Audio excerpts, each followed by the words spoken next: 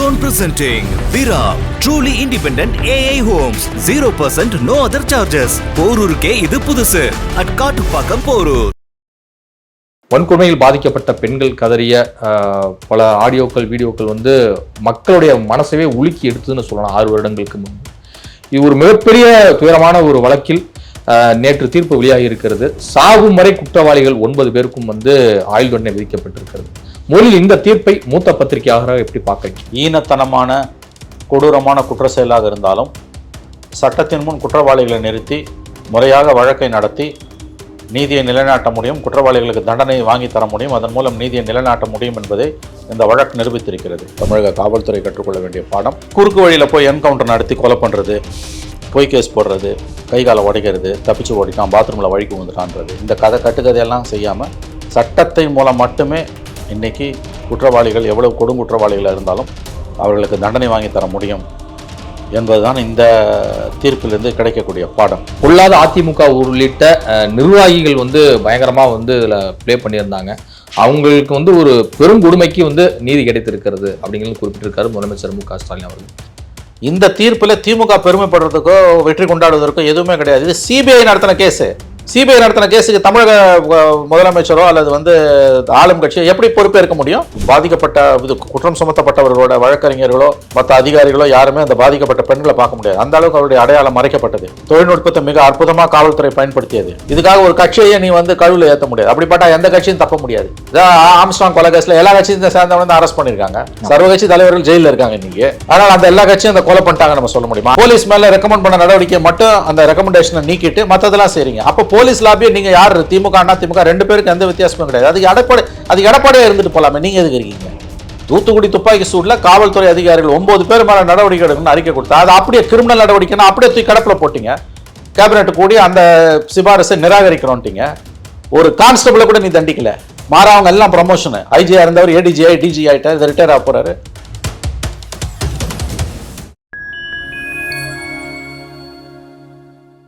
வணக்கம், நான் உங்கள் சங்கீத் குகன். நம்ம சிறப்பு நிகழ்ச்சியில் நம்மோடு இணைந்திருக்கிறார் மதிப்பிற்குரிய மூத்த பத்திரிகையாளர் திரு மணி அவர்கள். வணக்கம் சார். சொல்லணும். பொள்ளாச்சி பாலியல் வன்கொடுமை சம்பவம் நாட்டையே உலுக்கிய ஒரு பெரும் துயரத்திற்குரிய ஒரு சம்பவம். அதிலும் குறிப்பாக அந்த வன்கொடுமையில் பாதிக்கப்பட்ட பெண்கள் கதறிய பல ஆடியோக்கள் வீடியோக்கள் வந்து மக்களுடைய மனசவே உலுக்கி எடுத்துன்னு சொல்லலாம் 6 வருடங்களுக்கு முன்பு.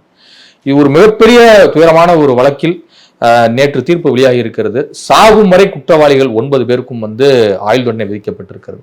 முதலில் இந்த தீர்ப்பை மூத்த பத்திரிகையாளராக எப்படி பார்க்குறீங்க? நல்லதொரு தீர்ப்பு, நம்பிக்கை தரக்கூடிய தீர்ப்பு. வழக்கை மிக திறம்பட நடத்திய சிபிஐ பாராட்டுக்குரியது. மிக சிக்கலான வழக்கு இது. பாதிக்கப்பட்ட பெண்களுடைய அடையாளத்தை வெளியில் தெரிய விடாமல் உச்சபட்ச பாதுகாப்பு நடவடிக்கைகளை சிபிஐ மேற்கொண்டது. திறம்பட வழக்கை நடத்தி வாதாடியது. அந்த வழக்கறிஞர் பாராட்டுக்குரியவர், சிபிஐ வழக்கறிஞர். இதிலிருந்து நாம் தெரிந்து கொள்ள வேண்டிய பாடம் என்னவென்றால், எவ்வளவு ஈனத்தனமான கொடூரமான குற்ற செயலாக இருந்தாலும் சட்டத்தின் முன் குற்றவாளிகளை நிறுத்தி முறையாக வழக்கை நடத்தி நீதியை நிலைநாட்ட முடியும், குற்றவாளிகளுக்கு தண்டனை வாங்கி தர முடியும், அதன் மூலம் நீதியை நிலைநாட்ட முடியும் என்பதை இந்த வழக்கு நிரூபித்திருக்கிறது. தீர்க்க முடியாத குற்றங்கள் அப்படின்னு சொல்லும் பொழுது என்கவுண்டர் பண்ணுறது, போலி என்கவுண்டர் பண்ணுறது, கையை உடைக்கிறது, காலை உடைக்கிறது மாதிரியான வேலைகளை வந்து காவல்துறை செய்து கொண்டிருக்கிறது. அவர்களுக்கு, குறிப்பாக தமிழக காவல்துறைக்கு இது ஒரு சரியான ஒரு பாடம். சட்டத்தின் முன் மட்டுமே நிறுத்தி, உங்களால் சட்டத்தின் மாட்சிமை கொண்டு மட்டுமே குற்றம் செய்தவர்கள் எவ்வளவு மேலான இடத்தில் இருந்தாலும் சட்டத்தை முறையாக பயன்படுத்தி கடினமாக நீங்கள் உழைத்து விசாரணை நடத்தினால் நீதி தேவனின் அருட்பார்வை உங்கள் மேல் படும். தராசு கோல் சாயாமல் இருக்கும். தமிழக காவல்துறை கற்றுக்கொள்ள வேண்டிய பாடம். குறுக்கு வழியில் போய் என்கவுண்டர் நடத்தி கொலை பண்ணுறது, பொய் கேஸ் போடுறது, கை காலை உடைக்கிறது, தப்பிச்சு ஓடிட்டான், பாத்ரூமில் வழிக்கு வந்துட்டான்றது, இந்த கட்டுக்கதையெல்லாம் செய்யாமல் சட்டத்தை மூலம் மட்டுமே இன்றைக்கி குற்றவாளிகள் எவ்வளவு கொடுங்குற்றவாளிகளாக இருந்தாலும் அவர்களுக்கு தண்டனை வாங்கி தர முடியும் என்பதுதான் இந்த தீர்ப்பிலிருந்து கிடைக்கக்கூடிய பாடம். இந்திய நீதித்துறையின் மீதான சாமானியனின் நம்பிக்கை குறிப்பாக தமிழ்நாட்டில் இன்று உயர்ந்திருக்கிறது என்றுதான் நான் பார்க்கிறேன். அதே போல இந்த தீர்ப்பு வெளியானவுடன் இது வந்து திமுக அரசு எதிர்க்கட்சியாக இருந்தபோது பலகட்ட போராட்டங்களை முன்னெடுத்தது. அதன் தொடர்ச்சியாக இன்றைக்கு வந்து நீதி கிடைத்திருக்கிறது. பொல்லாத அதிமுக உள்ளிட்ட நிர்வாகிகள் வந்து பயங்கரமா வந்து இதுல ப்ளே பண்ணியிருந்தாங்க. அவங்களுக்கு வந்து ஒரு பெரும் கொடுமைக்கு வந்து நீதி கிடைத்திருக்கிறது அப்படிங்கிறது குறிப்பிட்டிருக்காரு முதலமைச்சர் மு.க. ஸ்டாலின் அவர்கள். இந்த அறிக்கையை எப்படி பார்க்கும்? இல்லைங்க, இது சிபிஐ நடத்தின வழக்கு. இதில் திமுகவும் மாநில அரசு பெருமைப்படுறதுக்கு என்ன இருக்குன்னு எனக்கு உண்மையிலேயே புரியல. இது சிபிஐயோட வழக்கு. இது சிபிஐ தான் விசாரணை அமைப்பு. மாநில காவல்துறை நடந்ததுன்னா இந்த கேஸ் ஊற்றி மூடி இருக்கும். இந்த கேஸை ஆரம்ப கட்டத்தில் நீதி கேட்டு போராடிய பொழுது தமிழக காவல்துறையில் டெப்டி சூப்பரண்ட் ரேங்க்ல இருந்த ஒரு அதிகாரி மழுப்பினார், கேஸை வந்து சொதப்பினார். அவர் பிற்காலத்தில் கொரோனா காலத்தில் மதுவிலக்கு போராட்ட ஒரு பெண்ணை கை நீட்டி அடித்த அதிகாரி அவர். அந்த அதிகாரி இன்னைக்கு வந்து கொளத்தூரில் சிஎம் தொகுதியில் டெப்டி கமிஷனர் ஆஃப் போலீஸாக இருக்கார். அப்போ அந்த காலகட்டத்தில் இந்த கேஸை சொதப்பின தமிழக காவல்துறை அதிகாரிகள் மீது ஆட்சிக்கு வந்த பிறகு திமுக என்ன நடவடிக்கை எடுத்தது? நம்பர் 1. ஓகே.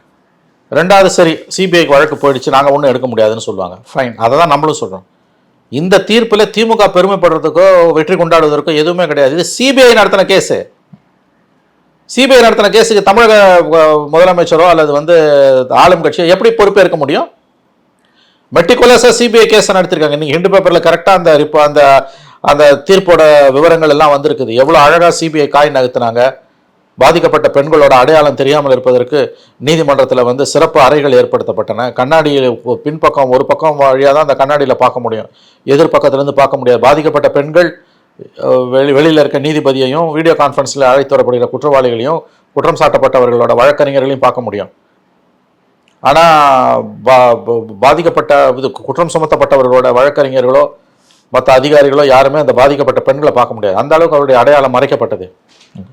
தொழில்நுட்பத்தை மிக அற்புதமாக காவல்துறை பயன்படுத்தியது. அவங்க பாதுகாப்பு கொடுத்து சிபிஐ பயன்படுத்தியது. முதல்ல அவங்க வந்து விசாரணை ஒத்துழைக்க மறுக்கும்போது அவங்களுக்கு கவுன்சிலிங் கொடுத்தாங்க. மிக அற்புதமாக 4 ஆண்டுகள் சிபிஐ இந்த விசாரணையை கையாண்டு தான் இந்த தீர்ப்பை வாங்கி கொடுத்துருக்கு. எனக்கு புரியல. நேற்று சாயங்காலத்திலிருந்து திமுக இதை கொண்டாடுறதும் அவங்க இந்த தீர்ப்புக்கு கொண்டாடுறதுலாம் எடுத்து கொண்டாடுறாங்க. பொள்ளாச்சி சிபிஐ நடத்தின கேஸுங்க இது. இதுல திமுக கொண்டாடுறதுக்கு என்ன? குறைஞ்சபட்ச பகுத்தறிவின் அடிப்படையில் நம்ம பேசணும். கொஞ்சமாவது லாஜிக் இருக்கணும். ஸ்டேட் போலீஸ் நடத்திருந்து 21க்கு பிறகு நீங்க அப்படியே வந்து இதை நடத்தி தீர்ப்பு வாங்கியிருந்தீங்கன்னா கூட பரவாயில்ல. நடத்தினது சிபிஐ நடத்தி தண்டனை வாங்கி கொடுத்த வழக்குல திமுகவோ அல்லது ஆளுங்கட்சியோ இவர்கள் சொந்தம் கொண்டாடுவதற்கும் இவர்கள் துள்ளி குதிப்பதற்கும் என்ன இருக்குது? லாஜிக்கலா நான் கேட்கறேன். அதிமுக காலத்தில் இந்த வழக்கு ஊத்தி மூடப்பட்டது. அதை மறைப்பதற்கான வேலைகளை செஞ்சாங்க. அதிமுக பிரமுகர்கள் வந்து அந்த அரசியலில் ஈடுபட்டாங்க. அதெல்லாம் உண்மை. அதுக்காக ஒரு கட்சியை நீ குறை சொல்ல முடியாது. இந்த மாதிரியான கேடுகட்டம் எல்லா கட்சியிலும் இருப்பான். ஒரு கட்சி இந்த காரியத்தை செய்யாது. அந்த கட்சியில் இருக்க சில கேடுகட்ட மனித மிருகங்கள் இந்த காரியத்தை செய்யும். இதுக்காக ஒரு கட்சியை நீ வந்து கழுவில் ஏற்ற முடியாது. அப்படிப்பட்ட எந்த கட்சியும் தப்ப முடியாது. ஆம்ஸ்ட்ராங் கொலை கேஸ்ல எல்லா கட்சியும் சேர்ந்தவங்க வந்து அரெஸ்ட் பண்ணியிருக்காங்க. சர்வ கட்சி தலைவர்கள் ஜெயிலில் இருக்காங்க இன்னைக்கு. ஆனால் அந்த எல்லா கட்சியும் அந்த கொலை பண்ணிட்டாங்க நம்ம சொல்ல முடியுமா? அந்த மாதிரி தான் பொள்ளாச்சி வழக்குல அதிமுக இருக்காங்க. எவனோ சில பேர் வந்து சில கைவர்கள் செஞ்சிருக்காங்க. அதுக்கு அதிமுகன்ற கட்சி எப்படி பொறுப்பாகும்? எடப்பாடி கவர்மெண்ட் ஆரம்பத்தில் இந்த கேஸை ரொம்ப விட்டேத்தியா கையாண்டுது. நீதி நிலைநாட்ட அவங்க முயற்சி பண்ணலை. அதெல்லாம் நான் ஒத்துக்கிறேன். ஆனால் ஒன்ஸ் சிபிஐக்கு கேஸ் மாறின பிறகு சிபிஐ இந்த வழக்கை ரொம்ப கஷ்டப்பட்டு ரொம்ப கஷ்டப்பட்டு ரேரஸ்ட் ஆஃப் ரேர் கேஸ் இந்த மாதிரி கேஸில் கன்விக்ஷன் வாங்குறதே ரொம்ப கஷ்டம். அதை வாங்கி கொடுத்துருக்குன்னா அது சிபிஐயை தான் நம்ம பாராட்டணும். இதில் திமுக பட்டாசு அடித்து கொண்டாடுறதுக்கும் நாங்கள் தான் பண்ணிட்டுன்றதுக்கும் அபத்தமான, அதாவது வந்து அபத்தத்திலையும் அபத்தமான வாதங்கள். இது நீங்கள் சொந்தம் கொண்டாடுறதுக்கு இதில் எதுவுமே கிடையாது. உங்களுக்கு இந்த வழக்கு விசாரணைக்கு என்ன சம்மந்தம்? இது சிபிஐ கேஸு. திரும்ப கேட்குறோம். குறைஞ்சபட்ச பகுத்தறிவு இருக்கும். நான் சொல்கிறத ஒத்துப்போம். குறைஞ்சபட்ச மனசாட்சி உள்ளவங்க ஏற்றுப்போம். 1% லாஜிக்காக இருக்கணும் நீ பேசுறதுக்கு, சொந்தம் கொண்டாடுறதுக்கு. சிபிஐ மெனக்கட்டு கஷ்டப்பட்டு அகில இந்திய அளவில் சிபிஐ கஷ்டப்பட்டு நடத்தின வழக்குகள் இது ஒரு வழக்கு. கஷ்டப்பட்டு அவன் தண்டனை வாங்கி கொடுத்தா நாங்கள் தான் இது காரணம்னு சொந்தம் கொண்டாடுறது என்ன அபத்தமானது இதெல்லாம்?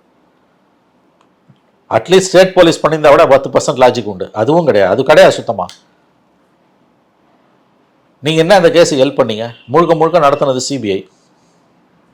எங்கேருந்து வருது மாநில அரசோ மாநில காவல்துறையோ திமுகவோ எங்கேருந்து வருது சொல்லுங்களேன்?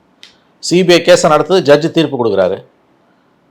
நாங்கள் தான் தண்டனை வாங்கி கொடுத்தது. ஏதாவது நான் ஒரு லாஜிக் இருக்கா? புழுவுறதுக்கு ஒரு அளவு வேணும். எதை வச்சாவது எலெக்ஷனில் ஓட்டு வாங்கி ஜெயிச்சோம், அவ்வளோதான். வேற ஒன்றும் கிடையாது. அதிமுக இதை பற்றி பேச தகுதியாக கிடையாது. அதையும் நான் சொல்கிறேன்.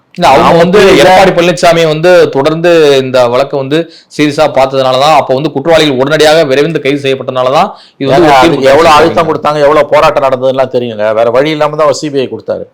அதிமுகவும் இதை பற்றி சொந்தம் கொண்டாடுறதுக்கு ஒன்றும் கிடையாது. இது சிபிஐக்கு கிடைத்த வெற்றி. அதிமுக கவர்மெண்ட்ல 8 பேர் மேலே சார்ஜ் ஷீட் போட்டான், ஒத்துக்கிறேன். எவ்வளோ நாளைக்கு பிறகு போட்டான்? எவ்வளோ ப்ரெஷருக்கு பிறகு போட்டான்? இவங்க 2 பேருமே இதை சொந்தம் கொண்டாட முடியாது. இது சிபிஐ கிடைத்த வெற்றி. அப்படிதான் நான் சொல்லுவேன். ஆனால் திமுக போடுறது உச்சபட்ச அராஜகம். அதிமுக ஒரு லாஜிக் உண்டு சொல்றதுக்கு. நாங்கள் போட்ட சார்ஜ் ஷீட்டு தான் டிரான்ஸ்ஃபர் ஆச்சு அப்படின்னு அதிமுக சொல்லணும். அதில் லாஜிக் உண்டு, 10% உண்மை உண்டு. திமுக அது கூட கிடையாது. உனக்கு இந்த கேஸுக்கு சம்மந்தமே கிடையாது. நீ போராடினா அரசியல் ஆக்கினாது, அவ்வளோதான். திரும்ப திரும்ப அரசியல் ஆக்கினாத. 3 எலெக்ஷன் அதை வச்சு நீ ஜெயிச்ச, 19, 21, 24. திமுக இதில் சொந்தம் கொண்டாடுறதுக்கு, இந்த வெற்றியில் சொந்தம் கொண்டாடுறதுக்கு என்னங்க இருக்குது? நான் சொல்கிறது 1% மனசாட்சியும் அறிவும் நேர்மையும் இருக்கவனுக்கு இது புரியும். கொஞ்சமாவது லாஜிக்கலாக பேசுங்கன்ற நான். இல்லை 2021 எலெக்ஷனில் வந்து பார்த்தீங்கன்னா கடுமையாக சொல்லியிருந்தாரு பொள்ளாச்சியிலெல்லாம் போய் மு.க. ஸ்டாலின் அவர்கள். நிச்சயமாக இந்த பொள்ளாச்சியில் மோசமான செயலை செய்த குற்றவாளிகளுக்கு வந்து திமுக ஆட்சியில் உரிய தண்டனை பெற்று தர. திமுக ஆட்சியில் எங்க தண்டனை காட்சி? அது மாதிரி எல்லாருமே வீடியோ போட்டு அதுதான் முட்டாள்தனத்தை உச்சோன்ற நான். எங்க ஏமா எதை பண்ணாலும் அது திமுக தான் சாதனைன்னு வேண்டியது. பால்காமில் திமுக போர் நிறுத்தம் ஏற்பட்டாலும் திமுக தான் காரணம். விண்வெளியில் போய் இந்தியா இறங்கினாலும் திமுக தான் காரணம். நாளைக்கு காசா பிரச்சனை தீர்ந்தாலும் திமுக தான் காரணம். என்னங்க இது?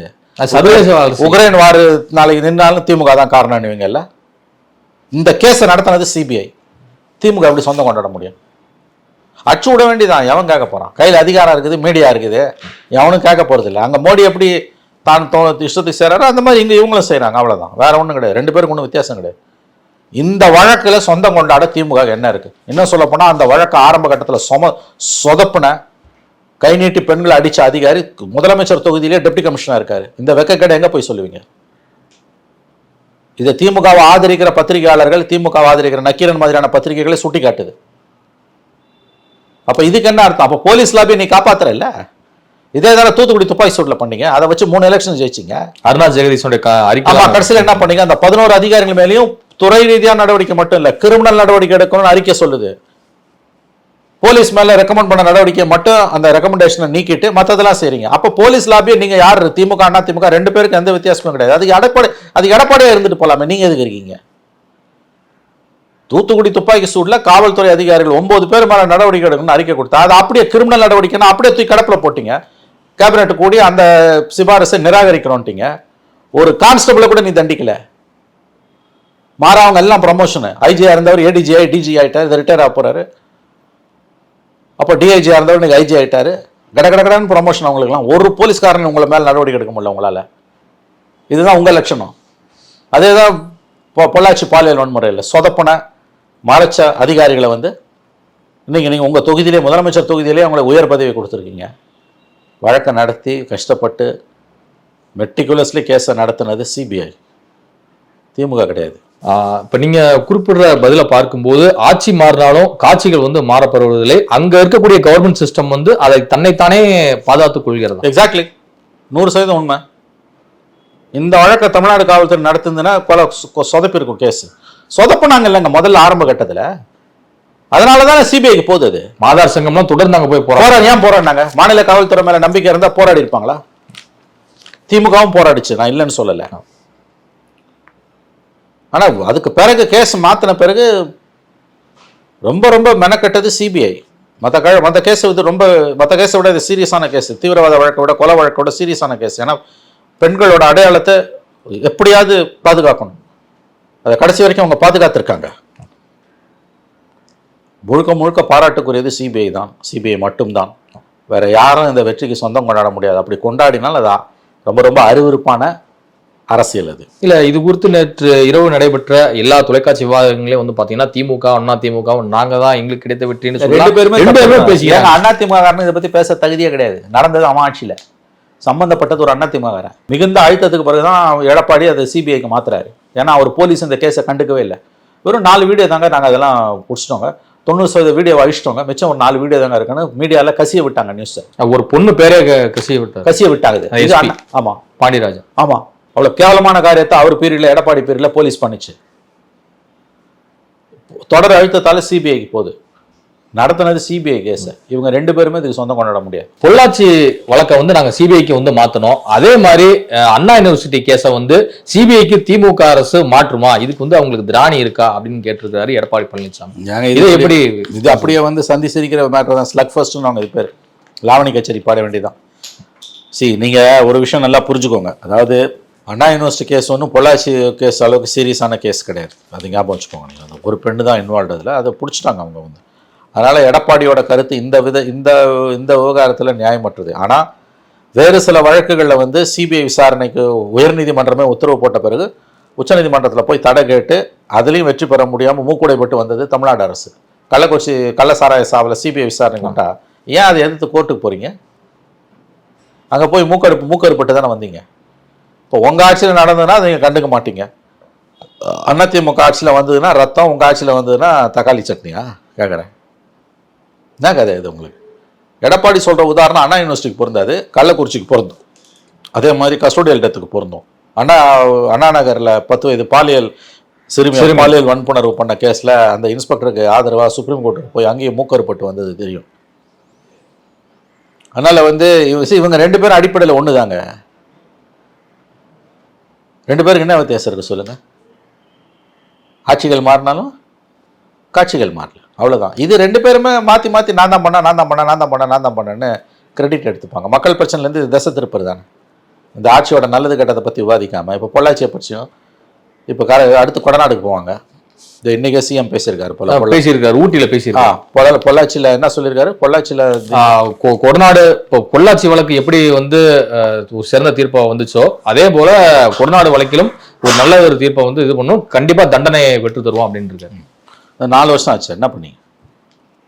உங்கள் கவர்மெண்ட்டு சார் 4 வருஷமா அப்படியே நீங்கள் வந்து இந்த கேஸ் வந்து முன்னால் எடுத்துகிட்டு போயிட்டீங்களா?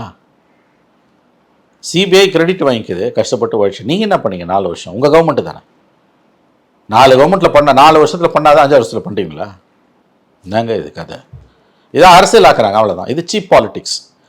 அண்ணா திமுகவோட சீப் பாலிடிக்ஸ். பொள்ளாச்சியில் இன்றைக்கி வந்து நர்த்தனம் ஆடுது, அடுத்து கொடநாட்டில் போய் நிற்கும். அது கொடநாட்டில் 4 வருஷமாக இவங்களால் எந்த முன்னேற்றத்தையும் இந்த வழக்கில் காட்ட முடியல. இந்த 5வது வருஷத்தில் அப்படியே அந்த பிரச்சனை தீர்த்து வச்சுருவாங்களா? குற்றவாளி தண்டனை வாங்கி கொடுத்துருவாங்களா? யாராவது நம்புவாங்களா இதெல்லாம்? அதுவும் கொலை கேஸ். அது என்ன ஆதாரம் இருக்குது? கொலை 3 கொலை வேணுமோ இல்லையா? ஆமாம். 4 வருஷம் என்னங்க பண்ணீங்க? அவ்வளோ தூரம் நீங்கள் நீட்டி முழக்கி பேசுனீங்கல்ல தேர்தல் பிரச்சாரத்தில். அங்கங்கே ஆக்சிடென்ட்டு மேனிஃபெஸ்டோவில் சொன்னீங்க, தேர்தல் அறிக்கையில் பேசி கொடுத்தீங்க, மீட்டிங்கில் 21 சட்டமன்ற தேர்தலில் பேசுனீங்க. என்ன பண்ணீங்க இப்போ? அது நடந்தது 2008 வருஷம் முடிஞ்சு போச்சு. 8 வருஷம் ஓடி போச்சு சார் அந்த கேஸ் நடந்து. உங்கள் கவர்மெண்ட் வந்து 4 வருஷம் முடிஞ்சு போச்சு. 4 வருஷத்தில் முடியாத நீங்கள் 5வது வருஷத்தில் முடிச்சிட்டீங்களா? யாராவது நம்புவாங்களா இதை? இது அரசியல், முழுக்க அரசியல். 26 சட்டமன்ற தேர்தலுக்குள்ளே எடப்பாடி பழனிசாமி எப்படியாவது அசிங்கப்படுத்தி அவரை கேரக்டர் அசாசினேட் பண்ணி தேர்தலில் வந்து அவங்களுக்கு படுதோல்வியை கொடுக்கணுன்றது தான் திமுகவோட எண்ணம். அதனால தான் இதெல்லாம் இப்படி பேசுகிறாங்க. அதெல்லாம் அவ்வளோ சீக்கிரம் நடக்காது. கொலை கேஸ்லலாம் போலீஸ் வந்து ஆளுங்கட்சியை சொன்னாலும் அவ்வளோ சீக்கிரம் எவிடன்ஸ் இல்லாமல் யாரையும் அரெஸ்ட்லாம் பண்ண மாட்டாங்க. வாய்ப்பே கிடையாது. அதில் எதிர்க்கட்சியாக இருந்தபோது அதிமுக தொண்டர்களுக்கே நான் வந்து வாக்குறுதி கொடுக்குறேன், அவங்களுடைய தலைவி ஜெயலலிதாவுடைய மரணம் எப்படி நிகழ்ந்தது, அதே போல கொடநாடு கொள்ளையில் சம்பந்தப்பட்டவர்கள் யார் என்பதை நான் தண்டிக்காம விட மாட்டேன், சரி ஜெயலலிதா ஆஜர்படுத்தணும்னு. ஜெயலலிதா மரணம் எப்படி நடந்ததுன்னு கண்டுபிடிச்சிட்டாங்களா? அது இயற்கையான மரணம் தானே, எல்லாருக்கும் தெரியுது இயற்கையான மரணம். அதுலேயும் திமுக அரசியல் பண்ணுச்சுல. சரி, இந்த 4 வருஷம் வந்தீங்களா, அந்த மர்மத்தை கண்டுபிடிச்சிட்டிங்களா? கண்டுபிடிக்கல. கொடநாட்டில் குற்றவாளியை பிடிச்சிட்டோம். நீங்கள் 4 வருஷம் முடிஞ்சு 5வது வருஷம் தான், இன்னும் 10 மாதம் தான் இருக்குது உங்கள் கவர்மெண்ட்டு. அப்படியே அந்த வில்லா வளைச்சிடுவீங்களா இந்த கேஸை? இது அரசியலுங்க, இது முழுக்க அரசியல். சொன்னது எதையும் உங்களால் செய்ய முடியல. அதனால் இந்த மாதிரி எதிர்க்கட்சிகள் பக்கம் இதை திசை திருப்பி விடுறாங்க. இப்போ தேர்தல் வாக்குறுதிகள் அப்படிங்கிறத தாண்டி இப்போ ஒவ்வொரு வழக்கிலையும் வெளியாகிற தீர்ப்பை வச்சு எல்லா கட்சிகளையும் அரசியல் செய்வதை மக்கள் எப்படி பார்ப்பாங்க? அது 26 தான் தெரியும். மக்கள் வந்து இதை வேடிக்கை பார்ப்பாங்க. இந்த எண்ட் ஆஃப் த டே ஓட்டு போடும்போது இதெல்லாம் ஃபேக்டராக இருக்காது. விலைவாசி குறைஞ்சுதா குறையிலையா, பெரிய அளவில் இம்சை கொடுக்காமல் இருக்கானுங்களா, லாண்ட் ஆர்டர் ப்ராப்ளம் இப்படி, இதுதான் மக்கள் பார்ப்பாங்க. ஊழல் அடிப்படையாக வச்சு அன்லெஸ் ஊழல் வெள்ளமாக காட்டாற்று வெள்ளமாக பாஞ்சு ஓடினாலே தவிர 96 மாதிரி இப்போ கிட்டத்தட்ட அந்த மாதிரி ஓட ஆரம்பிச்சிருக்கு. 96, 2001, 2006, 2011 கூட இந்த அளவு ஊழல் கிடையாது. இப்போ ஸ்டாலின் கவர்மெண்ட்டில் காட்டாற்று வெள்ளமாக தான் போகுது லஞ்சம். அது கடைசி 1 வருஷம் ஸ்லாக் ஓவரில் ஆடுவாங்க. கடைசி 10 வருஷம் இருக்குல்ல, 10 ஓவர் ஆடுவாங்கல்ல, 50 ஓவர் மேட்ச்சில். கிரிக்கெட்டில் ஒன் டே மேட்ச் தெரியும்ல, பார்த்துருக்கீங்களா? 50 ஓவர் ஆடுவாங்க. அதில் கடைசி 10 ஓவருக்கு பேர் ஸ்லாக் ஓவர். 6-4 தான் பாருங்க. அந்த மாதிரி தான் இப்போ மந்திரிகளும் கவுன்சிலர்ஸும் ஆட ஆரம்பிச்சிருக்காங்க. 96 ஜெயலலிதா ஆட்சி தான் ஞாபகத்துக்கு வருது. தலைவிரிச்சு ஆடுது லஞ்சம், காட்டாற்று வெள்ளமாக ஓடுது. கார்பரேஷனில் கொஞ்சமாக நஞ்சமாக ஆட்டோடியாக நடக்குது. கார்பரேஷனில் ஒரு கக்கூஸை க்ளீன் பண்ணுறதுக்கு 800 ரூபான்றாங்க ஒரு நாளைக்கு. வெஸ்டர்ன் ஸ்டார் ஹோட்டலில் கூட இருக்காதுங்க. ஆனால் அவ்வளோ க்ளீன் பண்ணி பளபளப்பாக ஒன்றுமே இல்லைங்க. வேற சுத்தபத்தமாக அதெல்லாம் என்ன பண்ணுவான்னு கேட்டிங்கன்னா, இந்த மாதிரியான ஸ்டார் ஹோட்டல்ஸில் ஏர்போர்ட்லலாம் வந்து அந்த சென்சார்ஸ் இருக்கும். ஸ்மெல் வந்ததுனாலே கண்ட்ரோல் ரூம் கட்டிக்கும், அவன் உடனே ஹவுஸ் கீப்பிங் சொல்லுவான், அவன் போய் க்ளீன் பண்ணுவான். ஒரு Automatic-ஆ நாளைக்கு alarm ஒரு நாளைக்கு கொடுத்து 4 தடவை 5 தடவை வந்து வாஷ் பண்ணிக்கிட்டே இருப்பாங்க. அவங்க கூட 800 ரூபாய் கேட்டாங்க. கார்பரேஷன் கக்கூஸை க்ளீன் பண்ணுறதுக்கு 800 ரூபாய்னா எவ்வளோ? 1200 ரூபாய்க்கு வந்து ஸ்கீமா, 1500 கோடிக்கு. அதே மாதிரி ஒரு நாளைக்கு 800 செலவு பண்றோம். ஆமாம், அதே மாதிரி போய்கிட்டே இருக்கு. அதே மாதிரி வந்து டெண்டர் மேலே டெண்டர். கார்பரேஷனில் பெரிய அளவில் கரப்ஷன் நடக்குதுங்க, மிகப்பெரிய அளவில் நடந்துகிட்டு இருக்குது. கேட்க நாதி இல்லை, எதிர்கட்சிகளால் ஒன்றுமே பண்ண முடியல. அவங்க எதுவும் கேட்டா இவங்க எதுவும் அவ்வளோதான். கரப்ஷன் ரொம்ப சீரியஸ் ப்ராப்ளம். இந்த கவர்மெண்ட்ல கரப்ஷன் ஒரு சீரியஸ் ப்ராப்ளம். அவங்க தேனும் பாலம் ஓடுதுன்னு முதலமைச்சரும் ஆளுங்கட்சியும் நினைச்சிட்டு இருக்காங்க. அவங்களுக்கு தெரியல, இதோட சீரியஸ்னஸ் அவங்களுக்கு தெரியல. வெடிச்சு செதறப்போகுது, மிகப்பெரிய அளவில் வெடிச்சு செதறப்போகுது. இடி உள்ள வருதோ இல்லையோ, பிஜேபி உள்ள வருதோ இல்லையோ, மக்கள் அடுத்த எலெக்ஷன்ல தீர்ப்பு கொடுப்பாங்க. இவங்களுக்கு இவ்வளோ கரப்ஷன்லாம் தாங்காதுங்க. இது 96 ஜெயலலிதா சகித்துக் கொள்ள மாட்டார்கள். தலைவிரிச்சு ஆடுது லஞ்சம். எத்தனை ஜட்ஜ்மெண்ட் வந்தது, ஹைகோர்ட் ஜட்ஜ்மெண்ட். எத்தனை கவுன்சிலருங்க வந்து கார்பரேஷனுக்கு, அவங்க திமுக மேயருக்கு எதிராக எத்தனை மேயரை மாத்திருக்காங்க. திமுக கவுன்சிலர்களோட கடும் எதிர்ப்பு காரணமாக திமுக மேயர்கள் 2 பேர் மாற்றப்பட்டாங்க. திருநெல்வேலி, கோயம்புத்தூர்ல இன்னும் 2 இடத்துல ஆஃப் பண்ணிட்டாங்க. லஞ்சம் தலைவிரிச்சு ஆடுது, வெள்ளமா ஓடுது, காட்டாற்று வெள்ளமா லஞ்சம் ஓடுதுங்க அப்படின்றதுக்கு உயர்நீதிமன்றங்களோட தீர்ப்புகளும், சில மாநகராட்சிகளில் இவங்க கவுன்சிலர்ஸ், திமுக கவுன்சிலர்ஸோட தொடர் போராட்டங்களுமே சாட்சி சொல்லுது. வேற என்ன சாட்சி வேணும் உனக்கு? அப்போ மீடியா வேணா உங்க கண்ட்ரோலில் இருக்கலாம், காலடியில். அப்போசிஷனுக்கு புத்தி கிடையாது, இதை நெரேட்டிவாக செட் பண்ண முடியல. மக்கள் பார்த்துக்கிட்டு இருக்காங்க. சத்தியமாக மக்கள் வந்து இதுக்கான தீர்ப்பை கொடுப்பாங்க. கேட்டால் அவன் ஆட்சியில் ஊழல் இல்லையா, இவன் ஆட்சியில் ஊழல் இல்லையா, இதுவா பேச்சு? இந்த திராவிட மாடலில் கக்கூசை கழுவுறதுக்கு 800 ரூபாவா ஒரு நாளைக்கு? கார்பரேஷன் கக்கூசை கழுவுறதுக்கு 800 ரூபாய். 365 நாளைக்கு கணக்கு போட்டாலும் இதே விஞ்ஞான ஊழல் வாங்கல்ல, அதான் இது. போட்ட ரோடையே திரும்ப போடுறது, ரோடை போட்டுட்டு அதுக்கப்புறம் கான்ட்ராக்ட் விட்டு கொள்ளடிக்கிறது. இல்லைங்க, இது பெரிய அளவில் இவங்க பிரச்சனையில் மாட்ட போகிறாங்க. அங்கே மிகப்பெரிய அளவில் சிக்கலை நோக்கி கவர்மெண்ட் போகுது. அவங்களுக்கு தெரியல, அவங்க ஏதோ தேனும் பாலம் ஓடுது. மோடி எதிர்ப்பு, பிஜேபி, ஆர்எஸ்எஸ், சனாதனம், இந்த அல்வா கொடுத்தா ரொம்ப நாள் வண்டியை ஓட்டலான்னு பார்க்குறாங்க, ஓடாது. மிகப்பெரிய பிரச்சனையாக இந்த கவர்மெண்ட்டுக்கு ஊழல் வந்துகிட்டு இருக்குதுங்க. அவங்க காதில் போட்டுக்க மாட்டேன்றாங்க. துரதிருஷ்டவசமாக முதலமைச்சர் இது குறித்து கவனம் செலுத்த மறுக்கிறார். இது சீரியஸ் இஷ்யூ. உங்களுக்கு நான் என் அனுபவத்தில் சொல்கிறேன். 35 வருஷமாக இந்த பாலிடிக்ஸை பார்த்தவன்ற முறையில் சொல்கிறேன். எந்த உள்நோக்கமும் இல்லாமல் சொல்கிறேன். தனிப்பட்ட வெறுப்பு இல்லாமல் நான் சொல்கிறேன். எனக்கும் திமுக என்ன தனிப்பட்ட முறையில் என்ன பார்க்க ஒன்றும் கிடையாது. 3 நகராட்சி நிர்வாகத்துறை அமைச்சர் கே நேரு வந்து 3 எலெக்ஷன் நான் திமுக தாங்க ஓட்டு போட்டேன். 19, 21, 24 3 எலெக்ஷன் திமுக தான் ஓட்டு போட்டேன். சும்மா பூந்து விளையாடுறாங்க. அவனாலே சொல்கிறாங்க, விட்ட டெண்டரை மறுபடியும் விட வேண்டியது. கடைசி 1 வருஷம் இருக்குல்ல, ஸ்லாகோ வருது. எவனா பேசுகிறான்னா அவன் பேசுகிறவன் வாய் அடிக்கிறது, வேறு பிரச்சனையை கிளப்பி விட்டுறது. கடைசியில் எங்கே போய் நிற்கும் இது? மேலே ஒருத்தன் பார்த்துக்கிட்டு இருக்கான் எல்லாத்தையும். மேலே இருக்கணும் இல்லை, டெல்லியிலேருந்து ஒருத்தன் பார்த்துக்கிட்டு இருக்கான். உங்களை நல்லா தப்பு செய்ய விட்டு தான் அவன் அள்ளுவான் எப்பயுமே. உங்களை நல்லா இது நாள் வரைக்கும் நீங்கள் பார்த்தது திராவிட மாடல் பார்ட் 1. இனிமேல் பார்க்க போகிறது திராவிட மாடல் வெர்ஷன் 2.0 அப்படிங்கிறது. அதுதான் இந்த மாதிரியான டைலாகில் தான் வண்டி ஓடுது. 2.0 மோடி டிசைட் பண்ணுவார், இவங்க டிசைட் பண்ண மாட்டாங்க. இதெல்லாம் ஒரு எதிர்வினை இருக்கும்ல. ஒவ்வொரு வினைக்கும் அதற்கு இணையான எதிர்வினை உண்டு. கர்மான்வான், அதை நீ நம்பலைன்னா உன் விருப்பம். அது இயற்கை விதி. கர்மானா இயற்கையை நம்ப, நீ வந்து விதியை நம்பனா ஐன்ஸ்டீனை நம்பு. இயற்கை விதின்னு ஒன்று இருக்குது, அது காட்டும், கண்டிப்பாக காட்டும். இதுக்கான பதிலை இவங்க சொல்லுவாங்க. இப்போ இந்த பொள்ளாச்சி வழக்கில் குற்றவாளிகள் தரப்பு வந்து மேல்முறையீட்டுக்கு போனால் அங்கே வந்து என்ன ஆகும்? இல்லை அதெல்லாம் தாராளமாக அவங்களுக்கான உரிமை. அது ஒரு குற்றம் சாட்டப்பட்டு கீழமை நீதிமன்றத்தால் தண்டிக்கப்பட்ட ஒருவர் எவ்வளவு ஈனத்தனமான குற்றமாக இருந்தாலும் ஒரு முறையீட்டுக்கு மேலே போவார். அதற்கான வசதியை அவருக்கு இல்லைன்னா கூட அரசாங்கமே செஞ்சு கொடுக்கணும். அதுக்கு தான் இலவச சட்ட மையங்கள் இருக்குது. உச்சநீதிமன்றத்தால் குற்றவாளி என்று தீர்ப்பளிக்கப்படும் வரையில் ஒருத்தரை நம்ம வந்து கைவிட்டிட முடியாதுன்னா ஒருத்தரோட நீங்கள் தூக்கில் போட முடியாது. இதே இவங்க தூக்கு தண்டனை கொடுத்துருந்தா இப்போ என்ன இருக்கும்? ஹைகோர்ட் வந்து அதை கன்ஃபார்ம் பண்ணணும். ஹைகோர்ட் கன்ஃபார்ம் பண்ணணும்னா அவர் போய் அப்பீல் பண்ணணும் அவசியமே இல்லை. அவர் அமைதியாக இருந்தாலே ஹைகோர்ட் கன்ஃபார்ம் பண்ணணும். புரியுது? அது தெரியும் இல்லை உங்களுக்கு. கீழ்கோர்ட்டில் ஒருத்தவங்க தூக்கு தண்டனை கொடுத்துட்டா மேல்கோர்ட்டுக்கு ஹைகோர்ட்டுக்கு போகிறதுக்கு ஒருத்தனுக்கு அது வசதி இல்லைன்னா, வசதி இல்லை, அவன் ஏழை, தூக்கில் போட முடியாது. தானா முன் வந்து ஹைகோர்ட் அந்த கேஸை வந்து எடுத்து அவனோட தூக்கு தண்டனையை பரிசீலனை பண்ணி வக்கீல் இல்லைன்னா இலவச சட்டமயத்தில் வக்கீல் அப்பாயிண்ட் பண்ணி அவன் சார்பாக வாதாட வச்சு தூக்கு தண்டனை ஓகேவா இல்லை தப்பான்னு சொல்லி ஒரு தீர்ப்பு கொடுக்கணும். அவன் அப்பீல் பண்ணாட்டி கூட அதுக்கு பிறகு அவன் சுப்ரீம் கோர்ட்டுக்கு போகலாம், போகாமலும் இருக்கலாம். அதனால் இவங்க அப்பீலுக்கு போவாங்க, கண்டிப்பாக அப்பீலுக்கு போவாங்க. கோர்ட் என்ன பண்ணுதுன்னு அதை எப்படி நம்ம இப்போ சொல்ல முடியும்? இப்போதைக்கு இந்த தீர்ப்பு வரவேற்கத்தக்க தீர்ப்பு, நல்ல தீர்ப்பு. 48 சாட்சியில் ஒரு சாட்சி கூட பிறல் சாட்சியாக மாறலை. ஹைலைட்டே அதுதான். அது இல்லாமல் சாட்சிகளை ரொம்ப குறைவாக வச்சுருக்காங்க. அதுதான் வந்து வெற்றிக்கான வழி. சாட்சி 48 சாட்சிக்கு பதிலாக 450 சாட்சி தான் இந்த கேஸ் கொலாப்ஸ் ஆகிட்டு இருக்கும். எவ்வளோ குறைவாக சாட்சிகள் இருக்காங்களோ அவ்வளோ ஈக்குவலாக தீர்ப்பு தர்மத்தின் பக்கம் வரும். அதான் இது. 48 சாட்சியில் ஒருத்தவங்க கூட பிறல் சாட்சி என்னும்போது ஜட்ஜு அதை தான் முதல்ல பார்ப்பார், ஹைகோர்ட்லேயே சுப்ரீம் கோர்ட்லேயும். ரெண்டாவது இதெல்லாம் பப்ளிக் ஒப்பீனியன் சார்ந்த ஒருவேளை இவங்களுக்கு ரிலீஃப் கிடைக்குன்னா ஹைகோர்ட்டில் கிடைக்காது, சுப்ரீம் கோர்ட்டில் தான் கிடைக்கும். சுப்ரீம் கோர்ட்டில் தான் ஒருவேளை இந்த தீர்ப்பில் ஏதோ தவறு இருக்குது, அதில் அந்த 9 பேரில் எல்லாரும் குற்றவாளி கிடையாது, ஒருத்தன் 2 பேர் வந்து உண்மையிலே அவன் நிரபராதி தான், ஃப்ரேம் பண்ணிட்டாங்க அவனை அப்படின்னா அந்த ரிலீஃப் கூட ஹைகோர்ட்டில் கிடைக்க வாய்ப்பு குறைவு, சுப்ரீம் கோர்ட்டில் தான் கிடைக்கும். சம்டைம்ஸ் கிடைக்கும், சம்டைம்ஸ் கிடைக்காது ஹைகோர்ட்டில். ஏன்னா பப்ளிக் ஒப்பீனியன் ஜட்ஜஸையும் பாதிக்கும். இதில் இருக்க சிக்கல் அதுதான். இப்போ சுப்ரீம் கோர்ட் அப்படி கிடையாது, அது தர்மத்தின் பக்கம் தான் போவோம்.